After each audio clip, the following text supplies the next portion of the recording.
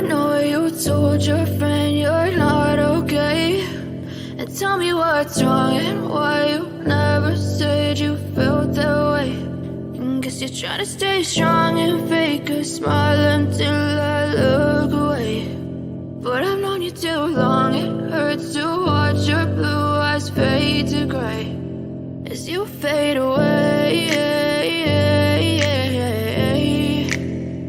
as you fade away. Yeah, I'm about to fade away, cause every time I wake up I feel like it's Monday. Something's going wrong with all the chemicals up in my brain. All of a sudden I don't look at anything the same way. Got a buildup of my thoughts sitting in an ashtray. I'm sorry that I'm so inconvenient, okay. Just let me be me and I'll stay out of your way. I can see the way you look at me, I'm such a disgrace. I never really asked to be brought into this place. You wanna love me? Well then baby have a taste. All the highs and the lows, no you'll never be the same. I don't really wanna hurt you but I can't control the pain. If you're sticking by my side, maybe we could be okay. Okay, maybe you could be the change I need today. I promise that I've never felt this way. I really hope that you will choose to stay through all the pain. I know you told your friend you're not okay. And tell me what's... Hey everyone. Hey Trouble Threat. Hey Cool Gamer. Hey SD. How you guys tonight? Phew. Okay, have you guys watched what do you call it? American Horror Stories? Where they have like I think there's 3 seasons now. So I'm watching the 3rd season. And this is really messed up. Like I like American Horror Story. That's great. But this whole American Horror Stories is just something else. I just got done watching almost all of season 3, and the episode I just watched was called Tapeworm, and I feel sick. Like I feel disgustingly sick. Like literally this tapeworm. So the doctor gives it to her because she's a model. And so he gives her this tapeworm to swallow. It looks like this big fat maggot. So he gives it to her. She swallows it and she starts losing weight like that. She can eat like a pig and lose weight like that, right? Well, then all of a sudden she starts losing too much weight and then she looks gaunt and like she has anorexia or bulimia or something. Like she's just so thin. So then she doesn't get jobs anymore because they say that she's too thin. So I'm just like, okay. So next thing I know, she goes in to see her doctor. She's dying, and he's like, I should have gave it to the tapeworm to someone who could handle it and who's more responsible. And she's like, are you kidding me? She's like, I need to get this out. We need to do surgery or something, right? So he says it's too big to do surgery, so we had to give her some sort of a drink. That way, it can come out of her bottom. And when she sees the head, she's gonna rip it out. So oh my God, she takes everything off except for her shirt, sits in the bathtub after she drinks this and wait for this damn tapeworm to come out. This freaking tapeworm's head's like that. And it's, oh my God. And I'm just like, what the shit comes out of that, her bottom? It comes out terrifying, like something from like Alien or something like that.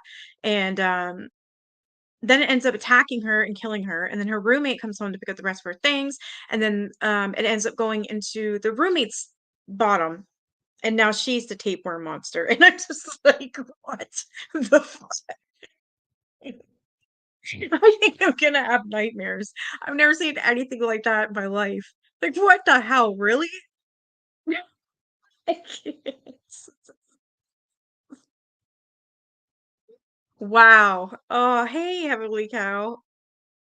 So I wouldn't recommend watching that. Just, I feel sick. I'm not gonna eat for the rest of the night. You guys know I love my food. I won't be eating it all tonight. Ugh. Just the stuff she was even eating, the way like she was like drooling over all the food because she was constantly hungry because she had a tapeworm and she wasn't gaining weight, right? So she was eating everything and anything, even rotten mangoes and fruit and ugh.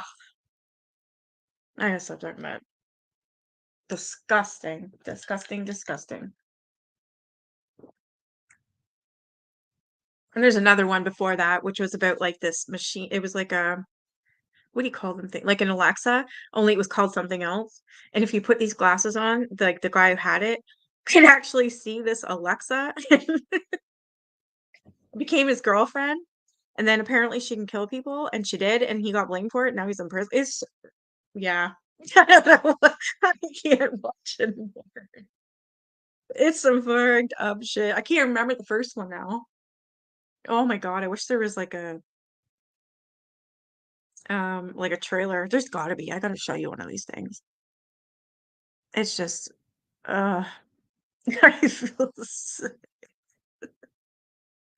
Okay, enjoy it. Oh my god, I'm shaking. I can't even breathe.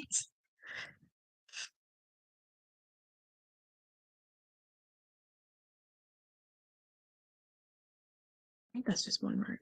Whatever.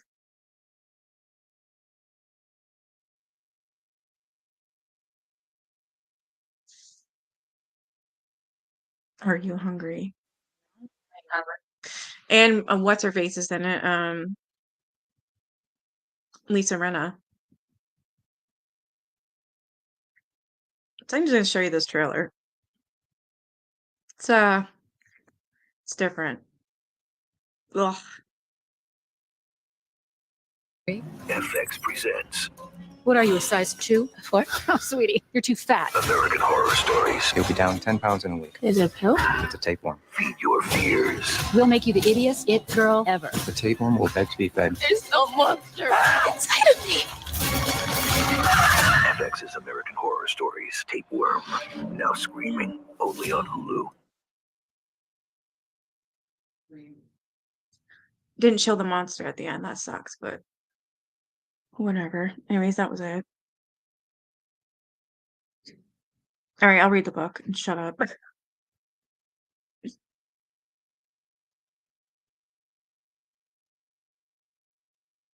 Anybody watch anything decent lately? Any horror movies? Has anyone seen wait, what's that I wanted to watch? Oh, the new Pet Cemetery Origins. That was really good. I liked that one.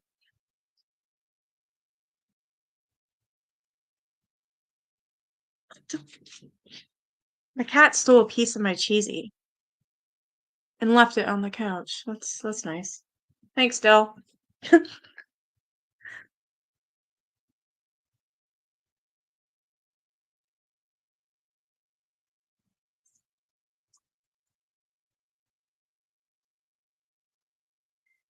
All right.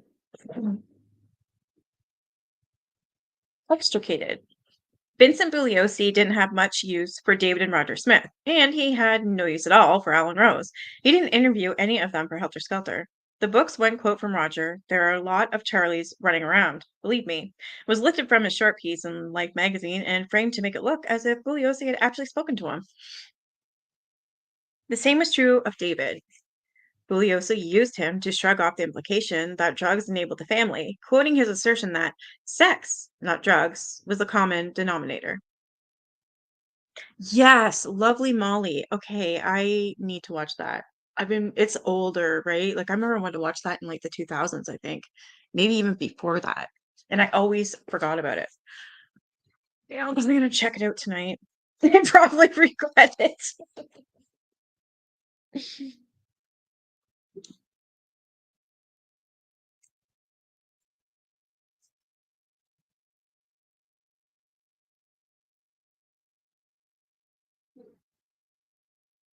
So, quoting his assertion that sex, not drugs, was the common denominator, the quote is also pulled misleadingly from Life. David had written about Manson in the same issue. Given the realm of David Smith's research, I can't see how he really believed it. Other than that, the Smiths are absent from a story that might never have unfolded without them. A book is one thing. Bugliosi had dramatic license. Maybe he just didn't think he could do justice to Manson's messy year in Haight-Ashbury.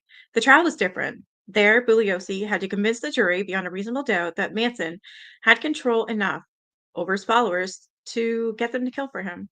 He got former family members to testify in exchange for lighter sentences or drop charges. They provided vivid illustrations of Manson's domination. But he never called Roger or David Smith, two authorities who had almost daily exposure to Manson as he formed the group. Bugliosi's obsession with convicting Manson of conspiracy is the drama that drives Helter Skelter forward. To get Manson's guilty verdict, he had to demonstrate that Manson had ordered the murders and had enough control over the killers that they would do his bidding without question. And he was desperate to do this. He wanted witnesses who could say that Manson ordered or instructed anyone to do anything. He told his subordinates he had to prove domination. Roger Smith's and David Smith's life essays, the same ones Bugliosi quoted in Helter Skelter, came out a month before Bugliosi issued those marching orders to LAPD detectives.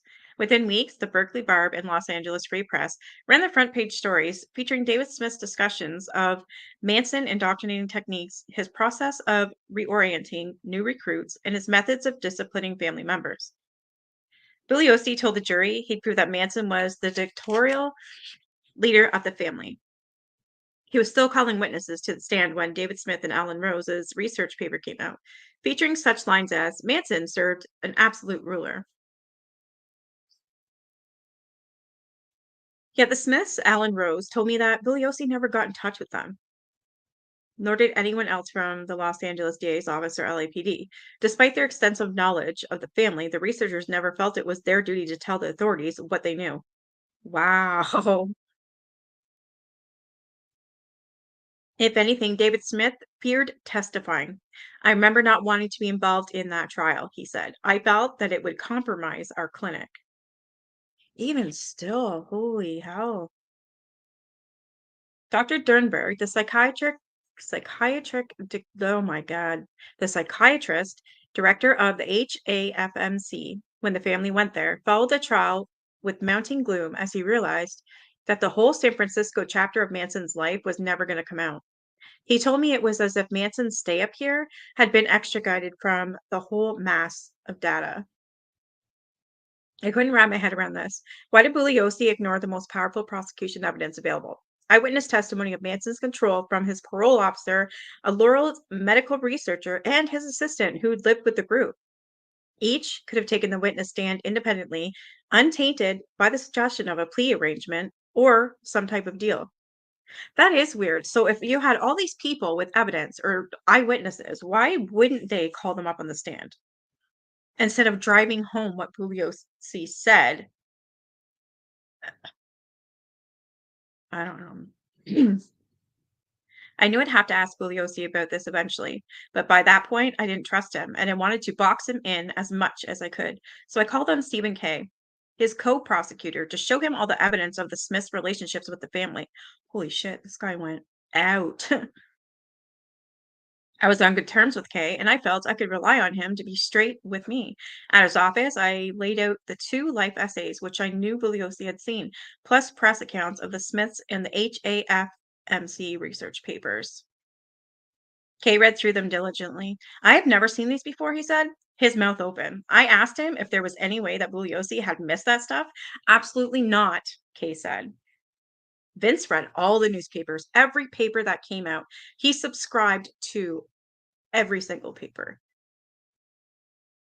Wow. I know everything we had in the files, Kay went on, because we had a big file cabinet. I've been through all that.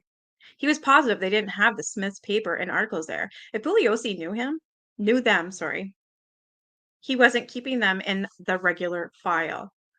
As far as Kay could recall, Bugliosi had never discussed the Smiths and Alan Rose, never entertained the idea of putting them on the stand. But Kay couldn't understand why. So Bugliosi was the prosecutor that prosecuted the Manson case. He got famous off it for lying. I'm now seeing, but even his own co-prosecutor was wondering why. Wow. If we had an independent person like that, he told me, that's much better than calling a member of the Manson family. They would have been a dynamite witness for us. Wow. Although the Smiths never appeared in the courtroom, there's a link between the research and Bugliosi's reasoning that continues to perplex me. In the first phase of the trial, the prosecutor persuaded the jury that Manson had controlled his followers' every thought and action, full stop. In the trial's death penalty phase, he had to refine that argument somewhat. Because the defendants could be sentenced to death only if they were acting under their own free will, Bugliosi claimed that regardless of their brainwashing, each of them had the independent capacity to murder. So is that saying Bugliosi, the prosecutor, wanted them to be not murdered, wanted the death penalty for all of them then? Wow. As Bugliosi explained it to me, I wonder why. Is it so that they couldn't talk anymore or what? It does take a long time for a death sentence, though. I know that. They would have been in there for years. Anyways, I have so many questions. I want to talk to this guy. As Bugliosi explained it to me in our first meeting in 1999, Manson had somehow learned that a select few of his followers were willing and able to kill. Something in the deepest resources of their soul enabled them to do something that you and I couldn't do. He said to me that day, there was something independent of Charles Manson that was coursing them through them. These people not only killed for him, but they did it with gusto, with relish. 169 stab wounds, some of them post-mortem. What does that show? I think it's circumstantial evidence that some people have much more homicidal tendencies than others. It's those tendencies that recalled David Smith's research. In 1969 issue of the Journal of Psychedelic Drugs, Smith wrote that the main purpose of his experiments with mice was to isolate the behavioral traits of the rodents that would kill after they've been aggregated and injected with amphetamines, and then to modify their behavior using other drugs. 2 years later, writing of the study and its parallels to hippies in the Haight-Ashbury and Love Needs Care, Smith admitted that it has yet to be determined whether amphetamines modify the personality primarily by biochemically altering the central nervous system or by reinforcing or participating long-term psychological tendencies. Strikingly, as Bugliosi had it, those psychological tendencies were exactly what Manson had learned to exploit. In the 2 years before the Manson murders, several papers in the Journal of Psychedelic Drugs and other periodicals looked at the increase of psychotic violence at the Haight-Ashbury and its link to amphetamines, LSD, and population density. Some made reference to a forthcoming paper by David Smith, Roger Smith, and Alan Rose on the role that personality factors played in users' reactions to drugs. Why was it that after just one experience with amphetamines or LSD, certain people experienced hallucinations that lasted for days or even weeks? Were the drugs to blame or some aspect of the user's psychology? Their paper promised to look into the phenomenon. Can you imagine taking LSD and you have hallucinations for days or even weeks? Oh my gosh. Because wow,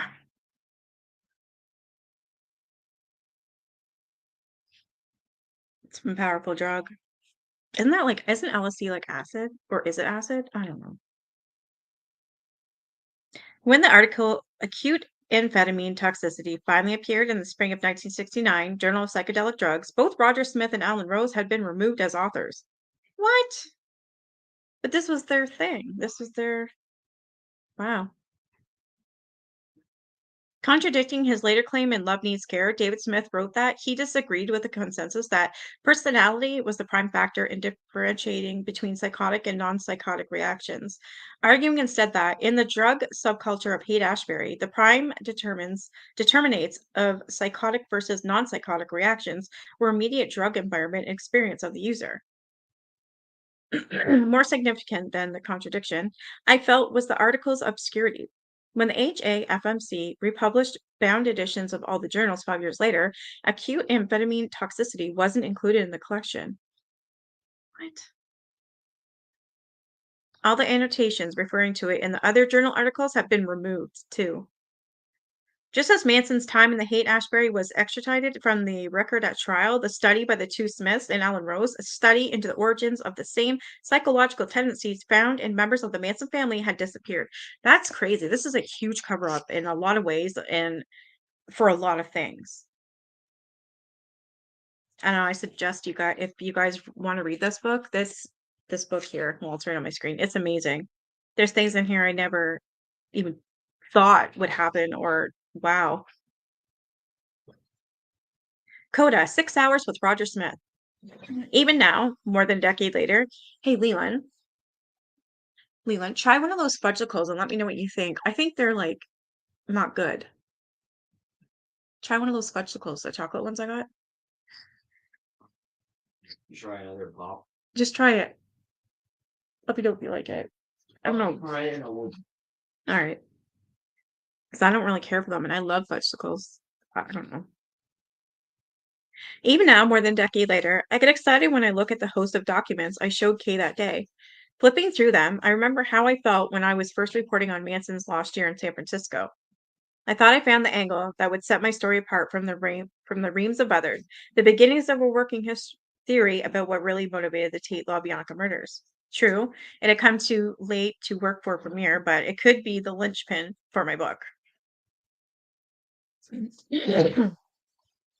I pinned a lot of my hopes on one last interview, a sit down with Roger Smith. It was set for late December 2001. My deal with Premiere had been off for a year and I was living off savings, but they were dwindling. If I wanted to earn more money, I'd have to finish my book proposal and sell it to a publisher. When I spoke with Smith, I knew I had to come away with something so solid that I could finish my reporting. And I sincerely believed that I could.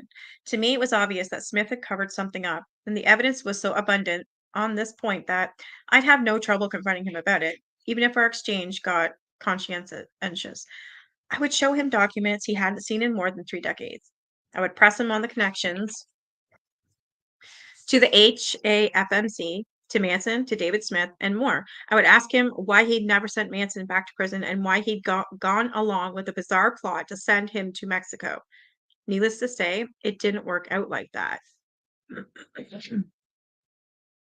After the Manson murders, Smith had spent his career behind the well fortified walls of numerous federal penitentiaries, where he ran specialized units studying or treating sex offenders and drug addicts. It was a path that afforded him plenty of privacy. Over the years, he lived on a yacht off the coast of Hawaii in Rural Bend, Oregon, and in a farmhouse more than a century old, surrounded by cornfields. In Michigan, outside Ann Arbor. Smith had agreed to the interview without a moment's hesitation, though I'd called him out of the blue. He was preparing to retire after a decade as director of the Bureau of Mental Forensics for the Michigan State Penitentiary System. And he claimed that none of the many people from his circle I'd interviewed by then had said anything to him about me. On the phone, he told me that he'd been reticent about Manson over the years for fear that the affiliation would tarnish his career. I'm close to retirement now, he said, so maybe it's okay to talk. Our interview began in his office at the prison. It ended at his beautifully restored farmhouse, nearly 6 hours. A pizza and several bottles of wine later, it was late December and snow was falling outside. The fields were blanketed in white, and the houses, his included, twinkled with Christmas lights. Smith lived with his second wife, Carmen, who sat with us in the living room for almost the entirety of the interview. A fireboard in the hearth, soft rock emanated from a station he'd found on satellite TV. The couple was unfailingly courteous, and I found Smith a patient listener. Only a few times did he betray any frustration with my lines of questioning, even as I forced him to examine papers he hadn't seen in 35 years. But the fact was this: he gave me nothing. On the most important questions about his relationship to Manson, he pleaded ignorance or claimed he had no memory at all. I've never been able to understand how he ended up under your supervision in San Francisco if he was paroled in LA, I said. I really don't know either, Smith said. He posited the parole protocols were more relaxed back in the 60s and that officials just didn't care if Manson took himself to another city. Different times then, I think. Smith had a memory of interviewing Manson as part of his pre-release. From prison to routine process that couldn't have involved him, at least not officially, if Manson was released in Los Angeles. Well, I guess I didn't, he replied when I told him that. I don't even remember what he was released out of LA. I don't even remember that he was released out of LA. But I thought I'd have him dead to rights on the question of Manson's arrest during his parole supervision. I had him look over the letter he'd sent to Washington, D.C., asking for permission for Manson to travel to Mexico. He was actually in jail then, in Ukiah, I told Smith. Really? I was never notified. This is a mystery to me. I should have been notified. By Manson or by the people who arrested him, I asked. By the people who arrested him, Smith said. There would be some federal record of his arrests, convictions, incarcerations, his criminal justice status. Would his parole have been violated for that arrest? Oh, absolutely. I didn't know it at the time, but Smith was right, in a way.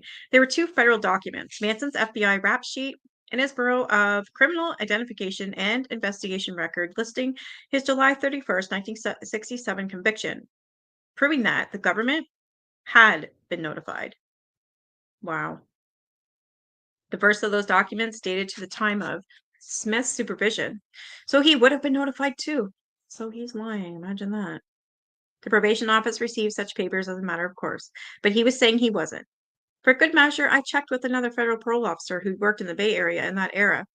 He confirmed that the Justice Department would have automatically notified Smith of Manson's conviction. Even back then, he said, the federal guys did not mess up. Whenever I reread my interview transcripts, I wince at moments like this. I prepared diligently for these conversations, especially in cases where I thought the right questions could bring major new revelations. Reliving marathon interviews like this, I sometimes kick myself even for having to have stopped the conversation to go to the bathroom. Maybe if I hadn't taken a break, things would have gone differently. Even now, I wonder what could have happened if I'd held off on confronting Smith until I'd marshaled every possible resource. In 2001, for example, I hadn't yet found the glowing recommendation he provided for Susan Atkins, effectively winning her probation a year before the murders. If I'd had that, I could have challenged a bunch of the assertions he made about Atkins that night. He called her a hard lady, and he hoped that she never got out of prison. She was scary. She was aggressive. I thought she was sort of Charlie's operative. Quite an about face from the man who claimed in 1968 that Atkins would comply willingly with probationary conditions aimed at her rehabilitation. Yeah, that's contradicts itself big time. I pointed out that Manson had apparently continued to invoke Smith's name after the parole relationship dissolved. Manson and the girls continued visiting him at his office at HAFMC and even at his house. I told Smith I think he was still trying to pass you off as his PO. But all he had to say on the subject was, oh, really? When Smith said he'd never been asked to testify at trial, despite having served as an expert witness in lots and lots of trials. I told him and his wife how much that baffled me. They seemed perplexed too. I asked, was there something going on behind the scenes that your testifying would have exposed? A big picture that they didn't want exposed? Maybe like in LA, where they kept releasing him for offenses without charging him when they had evidence against him? For the first time, Smith lost his temper. Okay, you're operating from the theory that he was tied in. Something else was going on. Tom, I can't help you. I don't know. His face reddened and he shouted, I really don't know. Because you were part of his gestating phase in San Francisco. I thought maybe you might have an indication. Yeah, I saw his talent. I saw his bullshit. He was very glib, Smith said. I had known for a long time how powerful his effect was on people. His particular brand of psychobabble was as persuasive as anybody on the street. He reminded me that San Francisco in the late 60s may as well have been another country. So different were its customs and mores. I was sympathetic to the point, but then I'd spoken to so many people about this period that it felt at once totally near and completely alien. So many of my sources, even the most reliable, had trouble explaining their feelings and motivations, not just because so much time had passed, but because some schism would stood between them and the past. It was irreparable. Wherever the 60s had come from, they were gone, even in memory. As we refilled our wine glasses, Smith conjured the scene. It was a time when birth control pills first became widely available. You will find this absolutely stupid. Women used to walk around and pull up their sweaters to show that they didn't have bras and they would actually seek you out to have sex. What? Unheard of, he continued. Then comes the whole drug thing. Then comes the Haight Ashbury. The whole Bay Area was one of the most electric places you could possibly be. It was like a magnet. So these women would walk around without bras so that to seek you out to have sex with? What the hell? That's bizarre.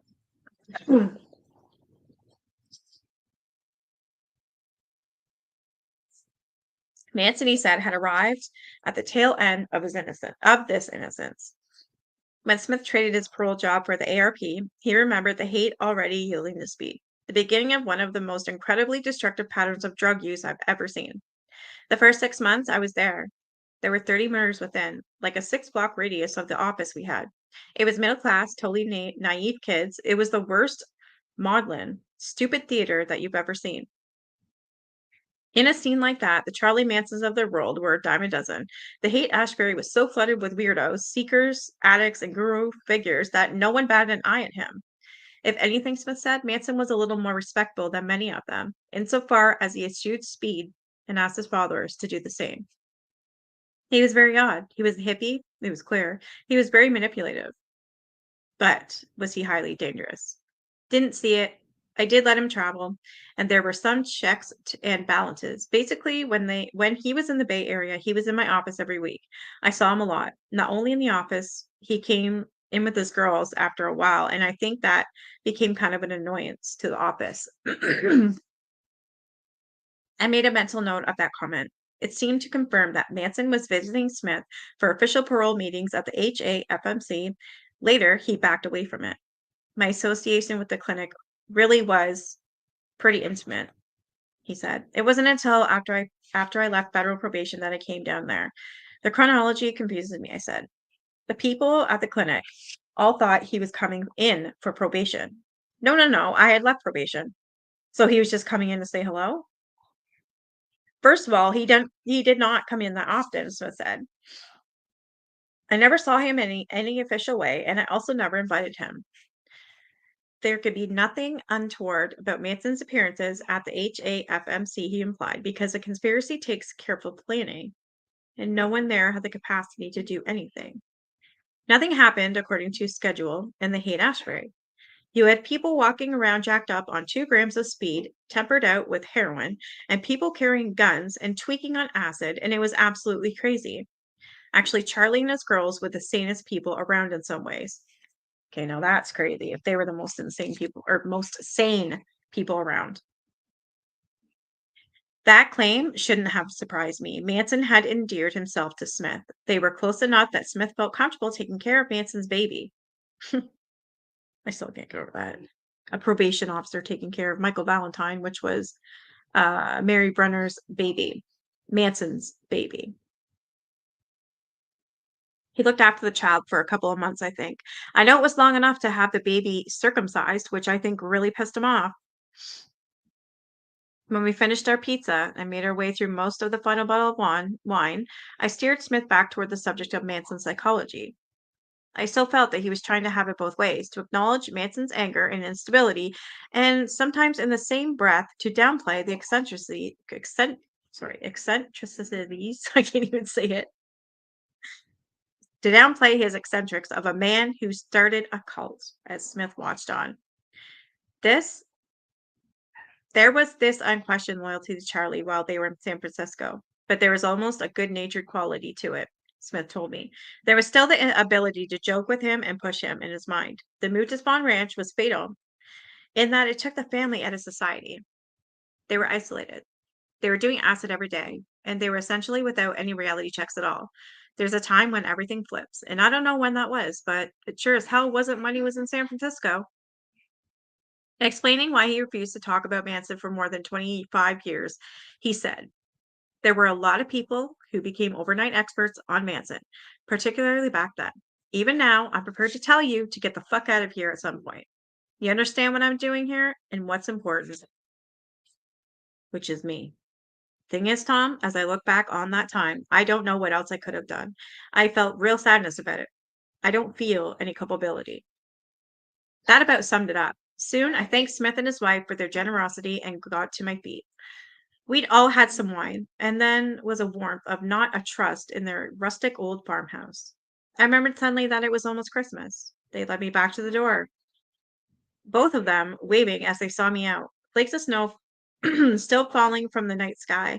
In my rental car, I took the old highway back past the prison that Smith worked at. Apparently, he personally planned their new $10 million mental health care facility.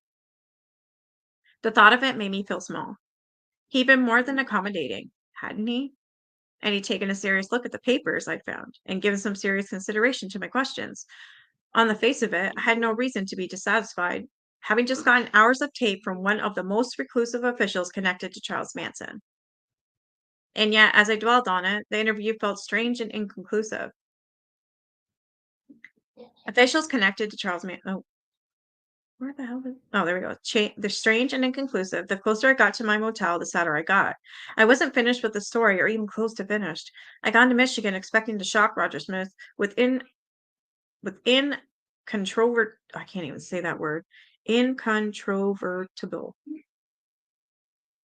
evidence of everything he'd overlooked. He had reacted basically with 6 hours of shrugging and some free wine and pizza. Soon enough, I'd transcribe the interview and start to work away at the little inconsistencies and contradictions in Smith's account. But at that moment, I was crestfallen. Even supposing I could find something to push back on, was I right about any of it? Or had Smith entertained 6 hours of questioning from someone peddling conspiracy theories? His denials felt wrong to me, but I'd have had hours to prove my case to him, to get him to break, and I hadn't. I headed back home to Philadelphia for the holidays. No one knows me better than my family, and over the Christmas break, they noticed right away that something was off. I was aloof, skipping meals to work on the book proposal and figure out my next moves. Stuck in my own head, going through the paces of my story, I tried to construct a coherent narrative out of the interview transcripts and dozens of discarded drafts of my dead premiere piece. With no revelations from Roger Smith, the ending was a big blank. I'd also told my father, sheepishly, that I was running out of money. He generously offered me a loan, as much as I needed to keep me afloat, and I accepted. I mean it when I promised I'd pay him back. My father was a tax attorney and law professor, and I realized that I've never given him a full debriefing on my reporting, even as it became increasingly legalistic. That Christmas, I filled him in on everything I'd learned, walking him through my collection of 3 ring binders, their pages now dog-eared and marked with a rainbow of neon highlights and plastic reference tabs.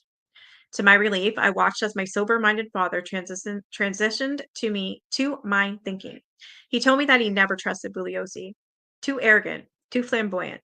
And now he was ready to roll up his sleeves, take out his red pen, and help me in the best way he knew how, by arguing with the US government for records. With his legal knowledge, he helped me fill out a new FOIA request and file appeals to old ones. In the coming months, and for several years, he accomplished what I've been unable to, forcing unwilling bureaucrats to fill in redacted documents and release information in dribs and drabs. It wasn't enough, of course, to fill in all the gaps, but it got me closer to the truth, and it would never have been possible if I hadn't won over my old buttoned up dad. He believed in what I'd found. He had the same questions that I did, especially about the parole board's reluctance to release Manson's file. Why were they all hiding this?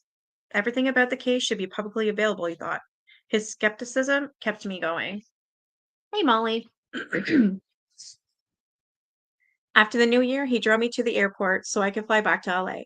I'll never forget the father-son pep talk he gave me. It doesn't matter to us, he said. If you've never able to prove all of this, it doesn't matter to us if you're never able to prove all this. The fact that you tried so hard is all that matters to us. Sorry. I headed back to West Coast feeling reinvigorated, aware of how lucky I was to have my family behind me. At least I thought I could have my book out in the time for the 40th anniversary of the murders in 2009. Oh, sorry, I can't breathe, so I keep coughing.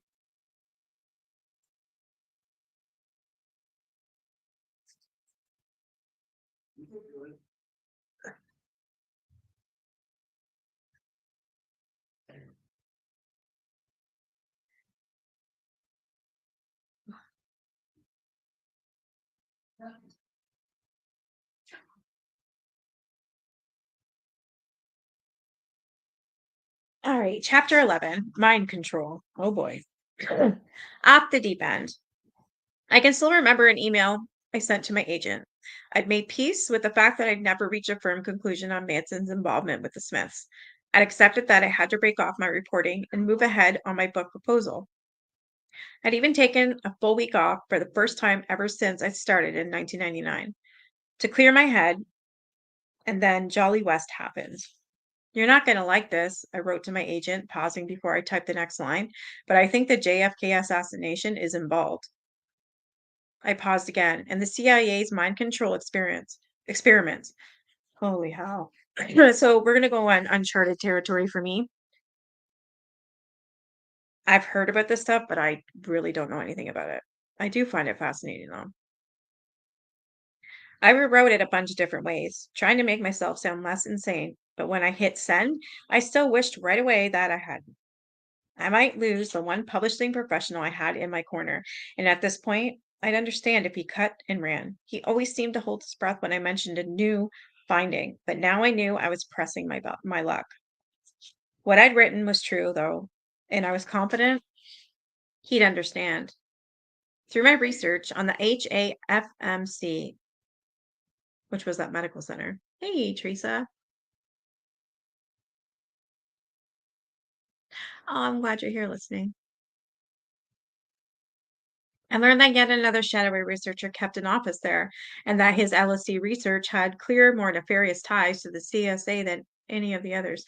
Have you guys ever heard about the CIA using LSD for mind control, like MK Ultra? Like I've heard about that, but I've never done an in-depth research on it. Like I've heard things, especially with the JFK assassination and his brother as well. Um, oh my God, it does say MK Ultra. So we're going to be going down a rabbit hole.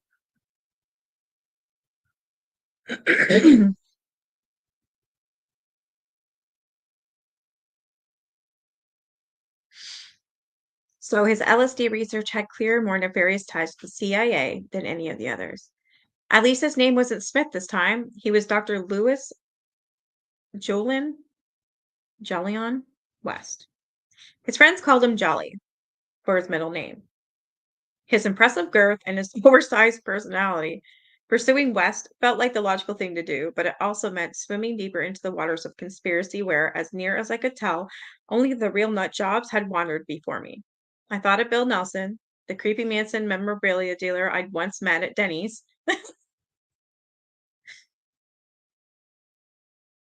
Kathy talks about it in her book, Transformation of America. I would actually like to read that. I want to know more about that because I mean, I think it was Russia where they did the sleep experiments on the soldiers so that they could stay up for days at a time.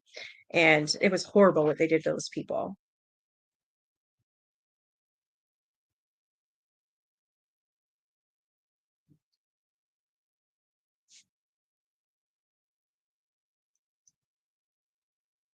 I have so many damn books that I need to read. But that's fine because I love reading. Sorry, it's fine for me.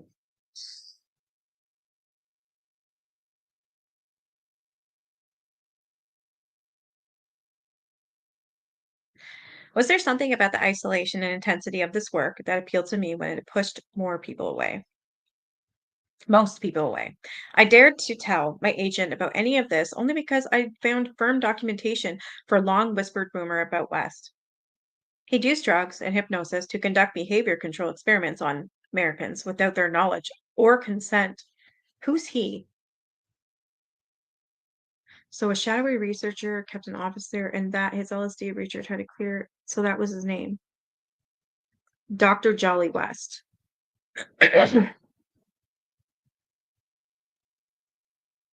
The allegation had landed on the front page of the New York Times in 1977, but Dr. West had denied it until the day he died, and no one had ever proven the charge. I could, and I thought it was my biggest scoop yet. West's resume was so chock-a-block with intrigue and mad scientist larks that even someone like Reeve Whitson, who behaved like a spy at a GQ spread, paled in comparison. Reeve Whitson was the police officer that was on the case with Manson. The link's in Discord. Awesome. Thank you.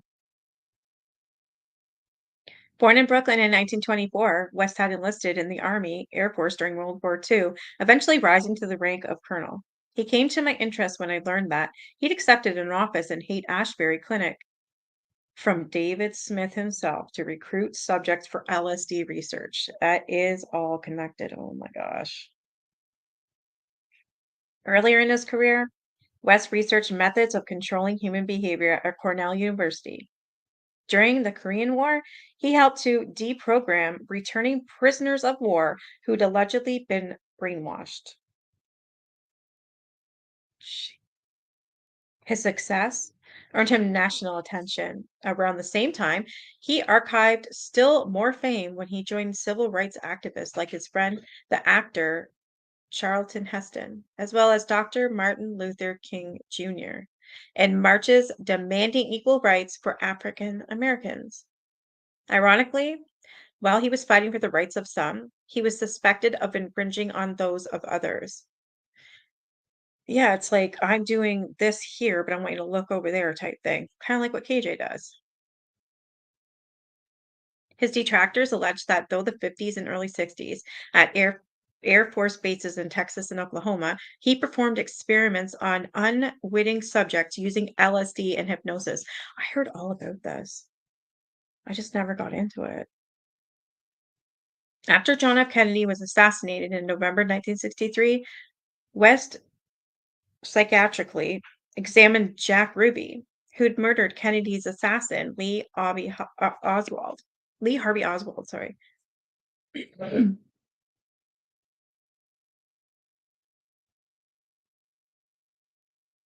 Not long before Ruby was due to testify for the Warren Commission, West examined him alone in his jail cell.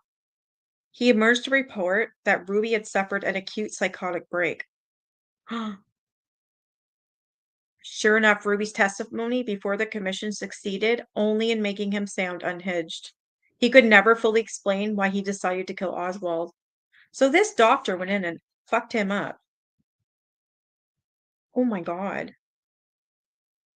And he was alone in the jail cell when the doctor went in. The one who used LSD on his patients. Through the 70s, journalists linked West to the CIA's mind control research program. Here we go. MK Ultra.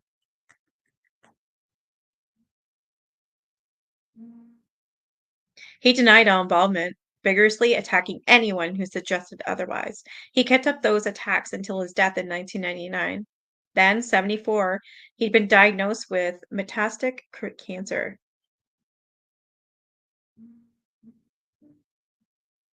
No, metastatic cancer, and he prevailed on his son to help him commit suicide with a cocktail of pills. I had only a fraction of the information at my disposal when I first heard from West, but you can see why I felt I had to expand the frame of my reporting. Yet again, just when I'd promised myself to narrow it. Nearly every psychiatrist and researcher I spoke to from Haight-Ashbury had invoked his name, often unfavorably. What? What? Do you want to hold my foot with your paw? Come here, kitty. Come here, cutie. Come on, Claire.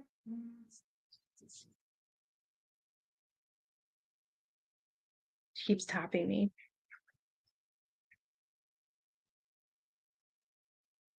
When I saw that he'd been accused of conducting mind control experiments, I second guessed myself. This was not an excursion to be taken lightly. West had spent the last decades of his career at UCLA, where he'd become something of an institution, heading the psychiatry department's renowned neuroscience center. The university had named an auditorium in his honor. When I called the school, I learned that he donated his papers to them, but since no one had asked to see them, they'd never been processed. Wow. No one had so much as opened the first box. It would be the first reporter to look at them. I would be the first reporter to look at them. For weeks, I convinced myself to leave well enough alone. There was more than enough to fill out my book proposal. I didn't need to involve something as vast as intractable as a secret government-sponsored mind control experiments. But I had the gut feeling that something important was in those files. It gnawed at me. One day I ran out of willpower. I hopped in my car and drove to the library. Soon as I was showing up every day when the building opened, staying for hours to read in the basement, and leaving only when they kicked me out at closing time. Faking a hippie crash pad. Late in the fall of 1966, Jolly West arrived in San Francisco to study hippies and LSD. The Bay Area had seen an unprecedented migration of middle-class youth and an explosion of recreational drug use. Dr. West felt he had to witness it firsthand.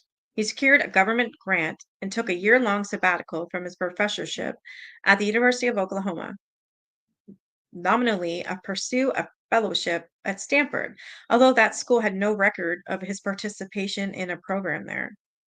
Well, that's weird.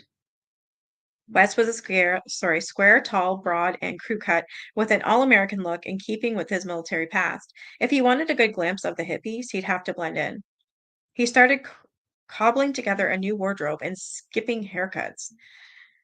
At least he had a solid knowledge base. The summer of love had yet to come, and the Tate LaBianca murders were still years away, but West would effectively predict them both. What? In a 1967 psychiatry textbook, he contributed a chapter called Hallucinogens, Warning Students of Remarkable Substance. Percolating through college campuses and into the cities across the United States. It was LSD, known to leave users unusually susceptible and emotionally liable, as it caused a loosening of ego structure. That language was reminiscent of the reprogramming spiel that Charles Manson would soon develop, urging his acid-tripping followers to negate their egos. Yeah, it's like he learned it from somebody because somebody tried it on him. So he used the MK Ultra tactics and used it on his followers, and it worked. That's what this is sounding like. When West cautioned against the LSD cults springing up in America's bohemian quarters, he described exactly the kind of disenchanted wanderers who'd flock to a personality like Manson in the years to come. West had a hunch that alienated kids with a pathological desire to withdraw from reality would crave shared forbidden activity in a group setting to provide a sense of belonging. Another paper by Dr. West in 1965, Dangers of Hypnosis, foresaw the rise of dangerous groups led by crackpots who hypnotized their followers into violent criminality. So Manson wasn't the only one doing this? Contrary to the prevailing science at the time, West asserted that hypnosis could make people so pliable, and they'd violate their moral codes. Scarier still, they'd have no memory of it afterward. What the fuck? Just because such outcomes were rare, he argued, didn't mean they were impossible. Heck, West cited two cases to back up his argument: a double murder in Copenhagen committed by a hypno-programmed man, and a military offense induced experimentally at an undisclosed U.S. Army base. What the? This is like, wow.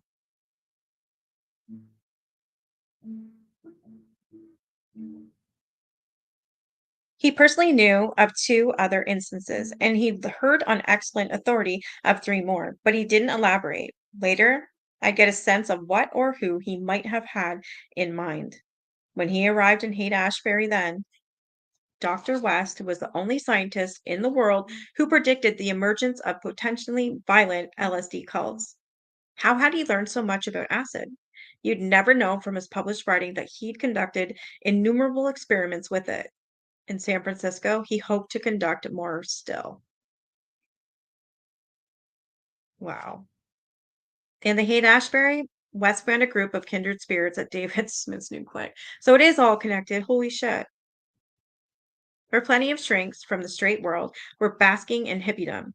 Getting the bearings at the HAFMC Medical Center, he arranged for the use of crumbling Victorian house on nearby Frederick Street, where he opened what he described as a laboratory disguised as hippie crash pad.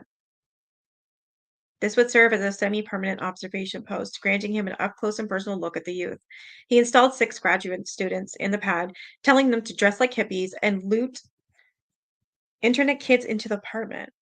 Passers-by were welcome to do as they pleased and stay as long as they liked, as long as they didn't mind grad students taking copious notes on their behavior.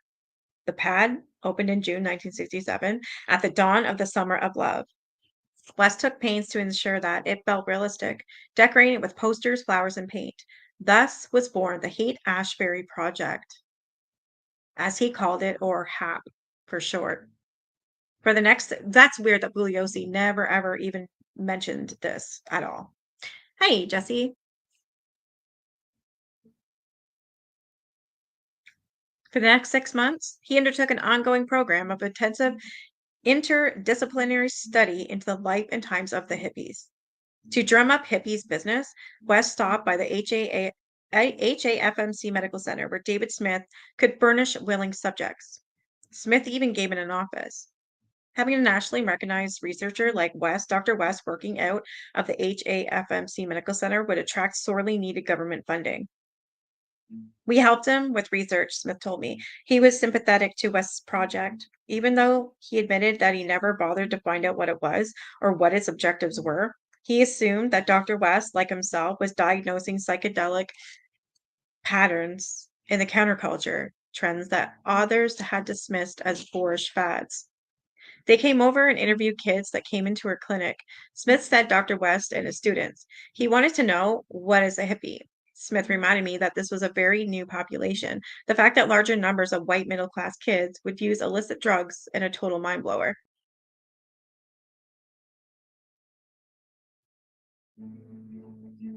He was paying for all this. According to records in Dr. West's files, his crash pad was funded by the foundations. Fund for Research by Psychiatry, Inc., which had bankrolled a number of his other projects too, across decades and institutions. For reasons soon to be clear, I concluded that the Foundation's fund was a front for the CIA. Wow. This one had been the agency's first disguised laboratory in San Francisco. A few years later, the evocatively titled Operation Midnight Climax had seen CIA operatives open at least 3 Bay Area safe houses disguised as upscale bordellos. Kited out with one-way mirrors and kinky photographs. A spy named George Hunter White and his colleagues hired prostitutes to entice prospective Johns to the homes where the men were served cocktails laced with acid. What the shit?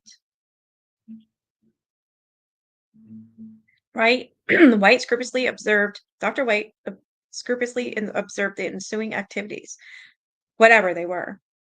The goal was to see if LSD paired with sex could be used to coax sensitive information from the men. Something of a psychedelic honeypot experiment. This is fucked up.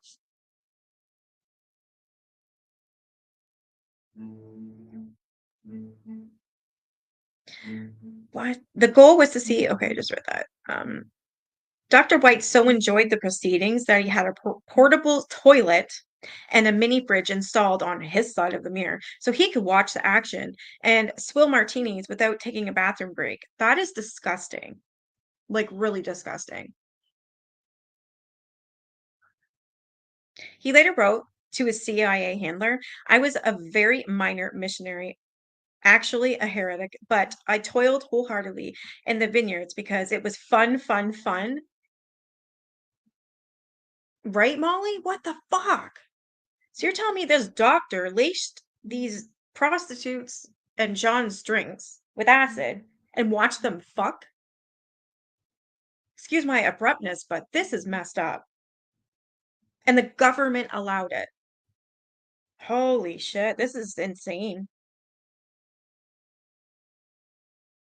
Where else could a red-blooded American boy lie, kill, and cheat, steal, deceive, rape, and pillage with the sanction and blessing of the All Highest?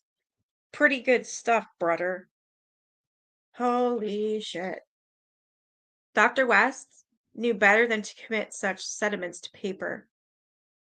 But by 1967, he toiled wholeheartedly in the vineyards too. Before he moved to Haight-Ashbury, he'd supervised a similar study in Oklahoma City, hiring informants to infiltrate teenage gangs and engender a fundamental change in the basic moral, religious, or political matters. The title of this project was Mass Conversion. Holy shit, this is insane. Oh my God, Molly. They got like they got a bunch of scientists high to see what they would talk about. Just oh my God.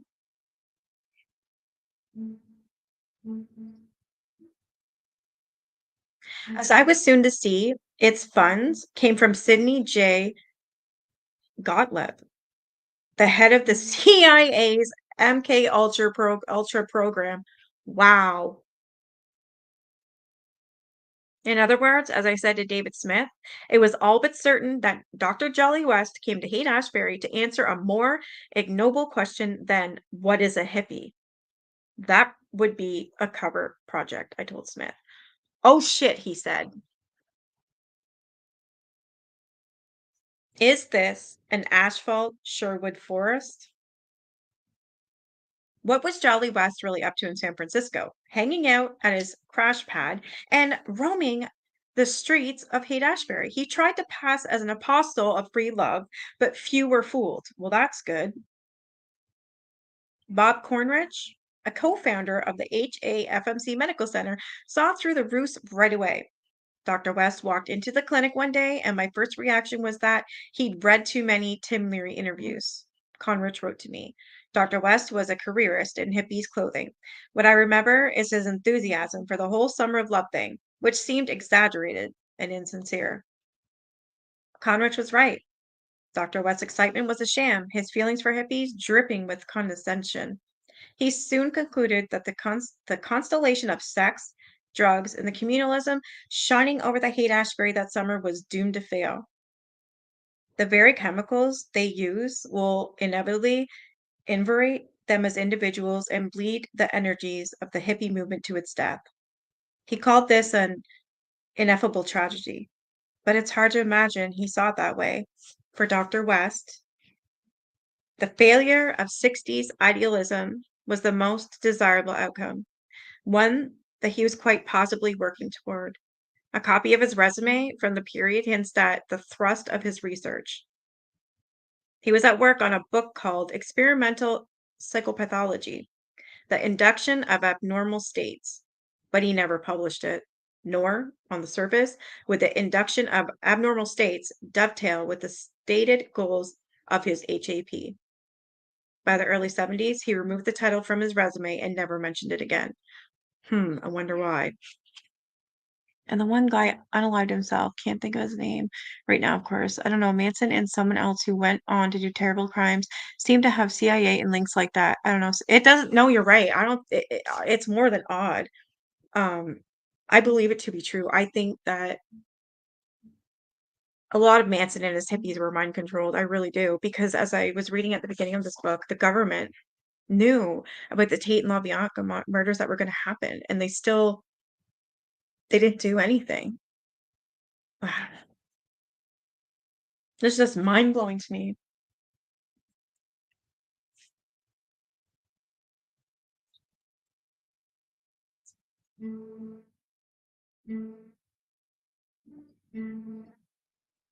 Stephen Piddle, the forensic psychologist, worked briefly with West in 1968 and referred to him as the only benevolent psychopath I ever met. Wow. Frank Olson, that scientist I was saying about. Okay. So this guy, Stephen Piddle, the forensic psychologist, worked briefly with Dr. West in 1968 and referred to the doctor as the only benevolent psychopath I ever met. When you really look into this stuff, it's wild and almost unbelievable. I'm with you on that. It is unbelievable, but because it is so unbelievable, I believe it. I really do.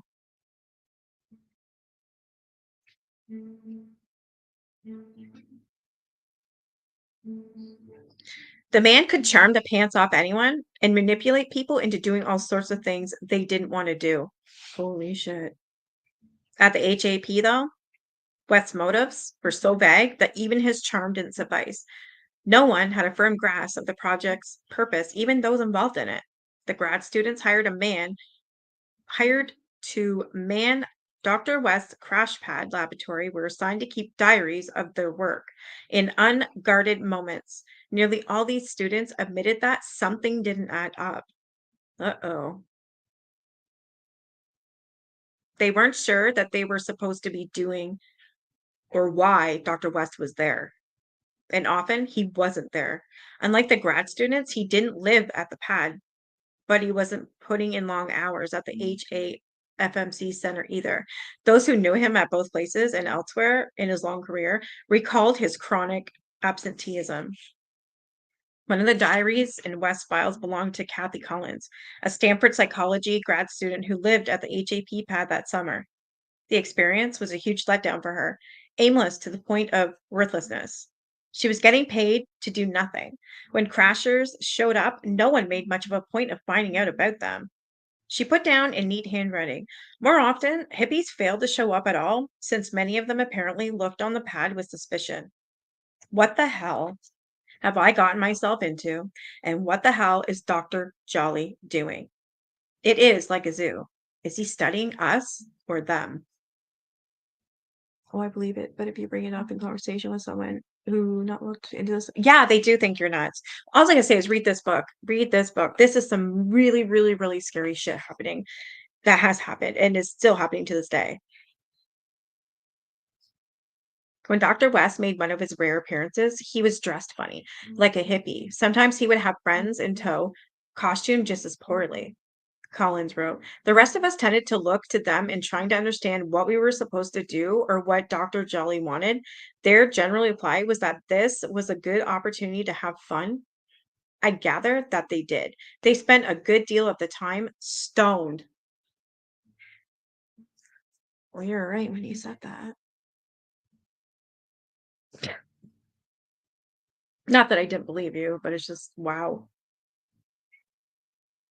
Uni set in. Hoping to feel useful, Collins and the others made inquiries about helping out at the HAFMC clinic.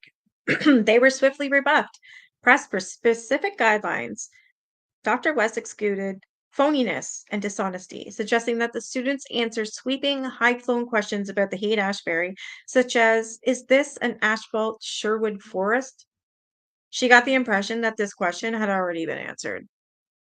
But this is what got, now imagine what hasn't. Yeah, this book you got definitely a good find for sure. Yes, I have to thank Nun for this book. She's the one that told me about it, and then she actually bought it for me to read. I wish she was here. Not sure what she's up to right now. Brainwashing with the love drug. Oh, sorry, I missed a spot here. At the height of her frustration, Collins wrote, like someone trapped in an existentialist drama. I really don't know whether to laugh at Dr. Jolly or take him seriously, she fumed. I feel like no one is being honest and straight, and the whole thing is a gigantic put on. What is he trying to prove? Is he interested in drugs? That is clear. What else? Brainwashing with the love drug. Collins was right. Dr. West was interested in drugs. His professional fascination with LSD was practically as old as the substance itself, and he was one of an elite cadre of scientists using it in top secret research. Lysergic acid, diethylamidah, whatever that is, it's medical terms for different types of LSD, which I cannot pronounce. I apologize. So it was synthesized in 1938 by chemists at Switzerland's Sandoz Industries, but it was not introduced as a pharmaceutical until 1947. In the 50s, when the CIA began to experiment on humans with it, it was a very new substance. By that as it may, the agency was not inclined to exercise caution. Wow. Almost right away, government scientists saw LSD as a potential Cold War miracle drug, the key to eradicating communism and seeding global democracy. Its effects on individual minds were extrapolated onto groups, voting blocks, and entire populations. Among psychiatrists, artists, and curious recreational users, LSD augured a different sort of liberty, but they too regarded it with awe. Albert Hofmann, the Swiss scientist who discovered its hallucinogenic qualities in 1943, described it as a sacred drug that gestured toward the mystical experience of a deeper, comprehensive reality. The actor Cary Grant, on the advice of his shrink, took some 100 LSD trips during their weekly meetings in the late 50s, experiencing a rebirth and picturing himself as a giant penis launching off from Earth like a spaceship.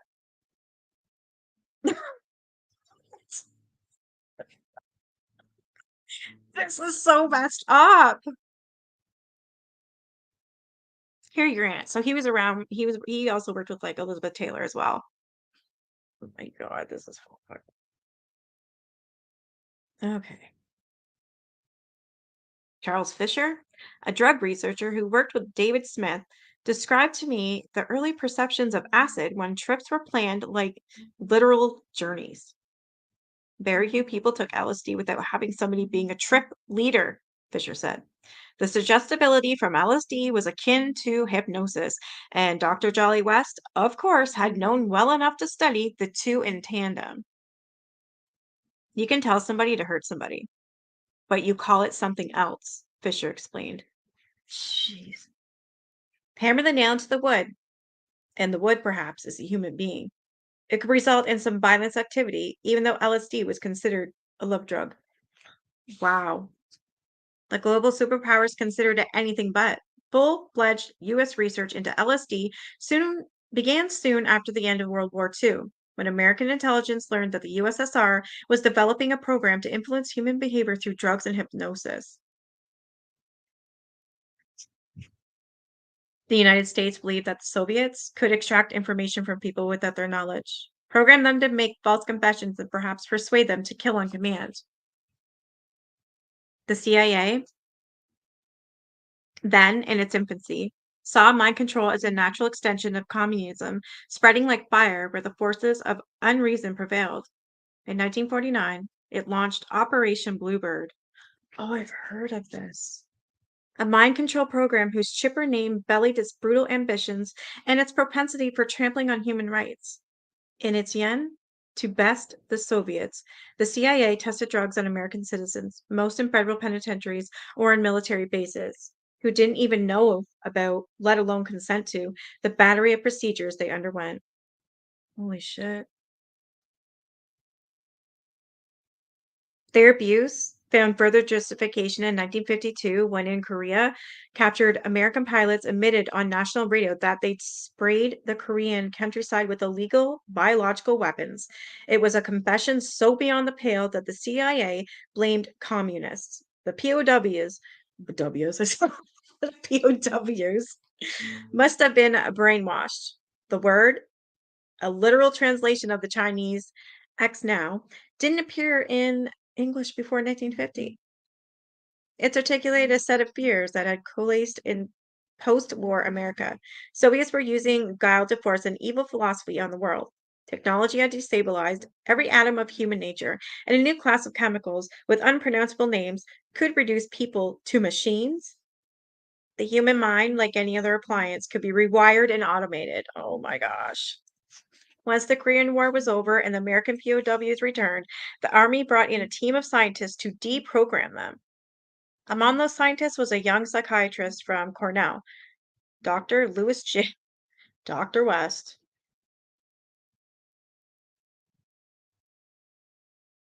He would later claim to have studied 83 prisoners of war, 56 of whom had been forced to make false confessions.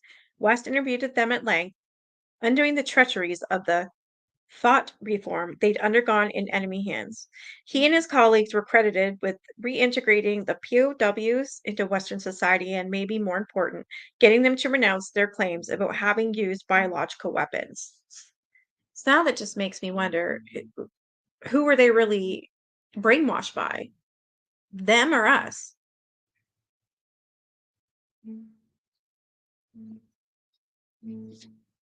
Dr. West's success with the POWs gained him entry into the upper echelons of the intelligence community.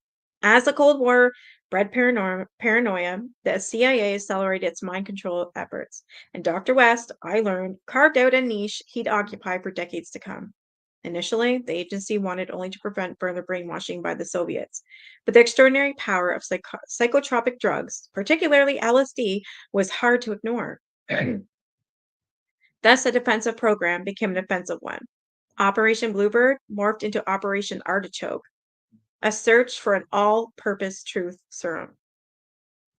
Dr. Sidney Godilab, a poisons expert who healed the chemical division of the CIA's technical service staff, had convinced the agency's director, Alan Dulles, the mind control ops for the future.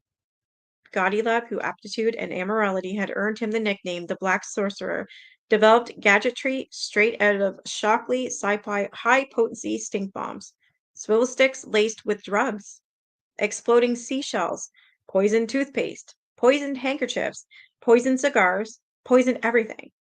Mind control became Gottlieb's pet project. Dulles, convinced that the American dream was at stake. Holy shit.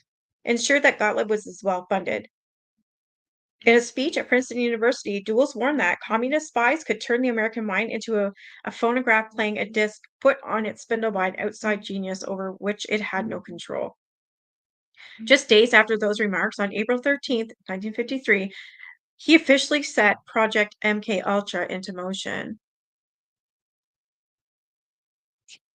The project's broadest goal was to influence human behavior.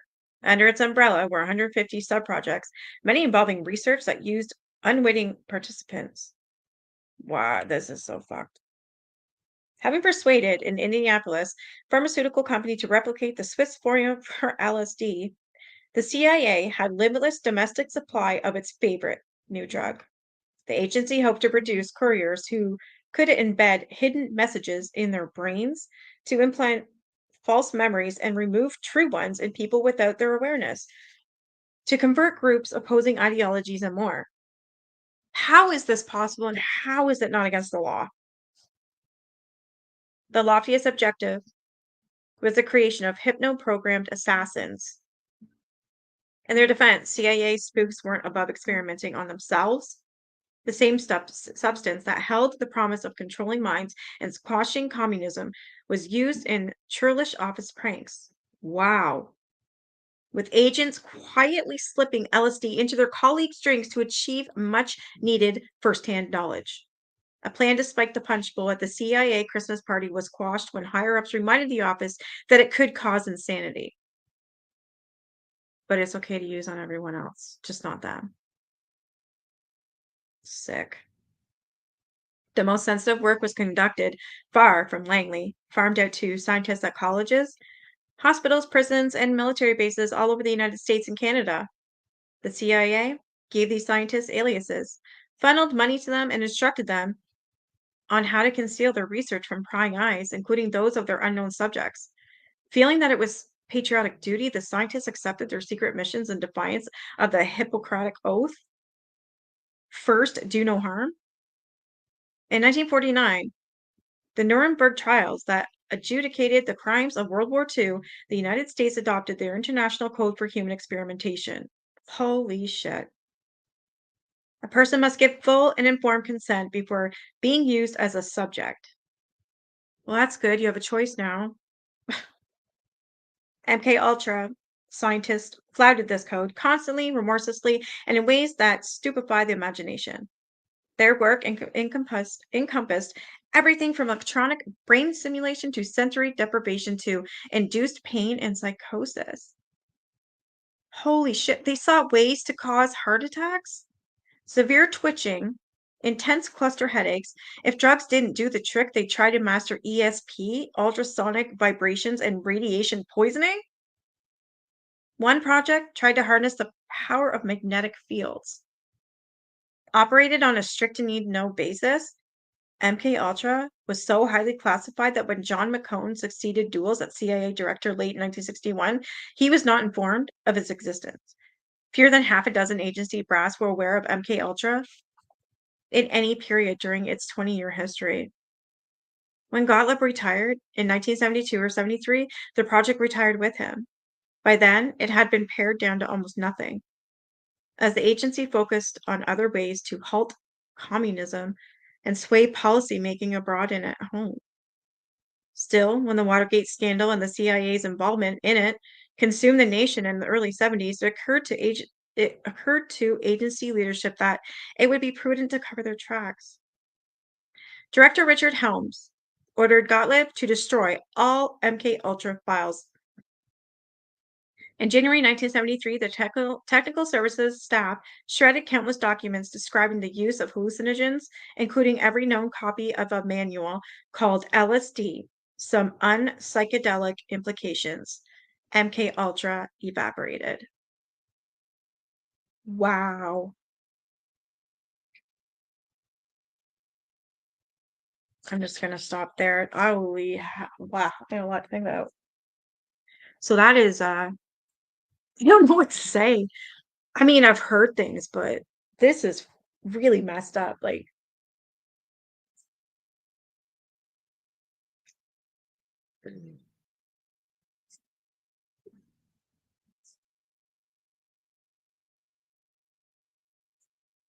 yeah, exactly. I keep thinking that too. Like, what if this is what's gotten out, right?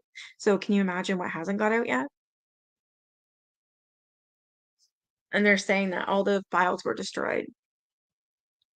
I don't know if they really are, though. They could have just said that. I don't think anything really gets destroyed. It's probably under lock and key or something. I just can't believe it. It's like but it's so unbelievable that I do believe it. I mean, anything's possible nowadays. even back then. So now it makes me wonder, was Manson under MK Ultra, and that's why he committed the murders? Well, he didn't even do it to order his people. Were they all in it? Like, what the shit? Hey, Jill. This is insane. Wow. All right, I'm gonna end it there. I'll be back tomorrow night because I'm definitely gonna be reading more of this. I still have a few more chapters. I'm almost done. I can't even see it. There we go. So I'm almost done.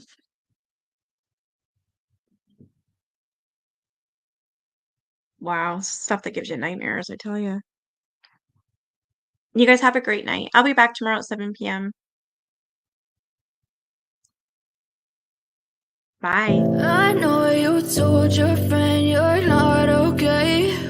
And tell me what's wrong and why you never said you felt that way. Guess you're trying to stay strong and fake a smile until I look away. But I've known you too long, it hurts.